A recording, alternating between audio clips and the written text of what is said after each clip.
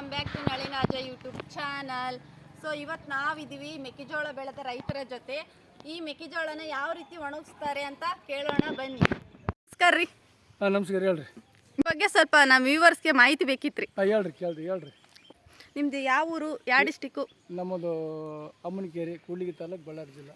ಹೌದೇನ್ರಿ? ವಿಜಯನಗರ ಆಗೈತೆ ರೀ ಫಸ್ಟ್, ಈಗ ರೀಸೆಂಟ್. ಹೌದಾ? ಹೌದು. ಇವ್ರು ಇದಿಷ್ಟು ಜೋಳ ತಕೊಂಡಿಂದೆ ನೀವು ಇಲ್ಲೆಲ್ಲ ಆಡ್ತೀರಾ ಅಂತ ರೆಡಿ ಮಾಡ್ಕೊಂಡಿವ್ರಿ. ಹೌದಾ? ಇದು ಮಿಷಿನ್ಗೆ ಹೋಗ್ತಿತ್ತಾ ಜೋಳ ಒಣಗಕ್ಕಂದ್ರೆ ಎಷ್ಟು ದಿನ ಬೇಕ್ರಿ?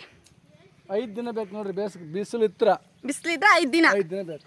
ಈಗ ಮಳೆ ಮೋಡ ಆದ್ರೆ ಈಗ ಎಷ್ಟು ದಿನ ಬೇಕ್ರಿ? 5 ವಾರ ಬೇಕು. ಸೀದಾ ವಾರ ಬೇಕು. 1 ವಾರ 15 ದಿನ. ಹಾಗಾದ್ರೆ ಇವ್ನ ಕಾಯಕ್ಕೆ ಇಲ್ಲಿ ಇರ್ಲೇಬೇಕು ಮನುಷ್ಯರು. ಇರ್ಲೇಬೇಕು. ಮತ್ತೆ ಯಾವ ರೀತಿ ಇದನ್ನ ಫೇಸ್ ಮಾಡ್ತೀರಿ ಮಳೆ ಬಂದ್ರೆ, ಮಾಡಾದ್ರೆ?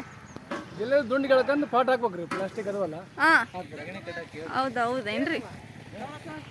ಮೆಕ್ಕೆಜೋಳನ ರೋಡಿಗೆ ಹಾಕಿದಿರಲ್ಲ, ವಾಹನಗಳಿಗೆ ಏನು ತೊಂದರೆ ಆಗಲ್ಲ ಏನು? ಇಲ್ಲ, ಜಾಡ್ ಬಿಟ್ಟಿವಲ್ರಿ, ಅದಕ್ಕೆ ಆ ಕಡೆ ಬಿಟ್ಟಿದ್ದೀರಲ್ಲ. ಬಿಟ್ಟಿವಲ್ರಿ.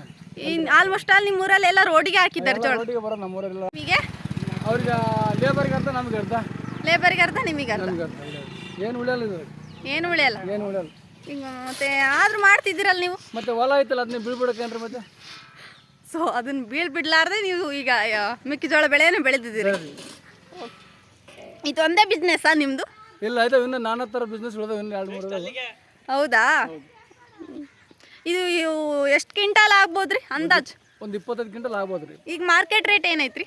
ಮಾರ್ಕೆಟ್ ರೇಟಿಗೆ 2600, 300, 400 ಐತ್ರಿ. ಹೌದಾ? ಹೌದ್ರಿ.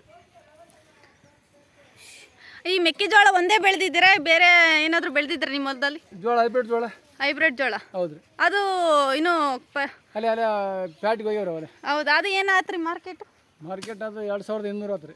ಹೌದಾ? ಹೌದ್ರಿ. ಹಂಗಾರೆ ಇದು ಮೆಕ್ಕೆಜೋಳ ಒಣಗ್ಸೋದು ತುಂಬ ಕಷ್ಟ ಅಂತೀರಿ? ಕಷ್ಟ ರೀ.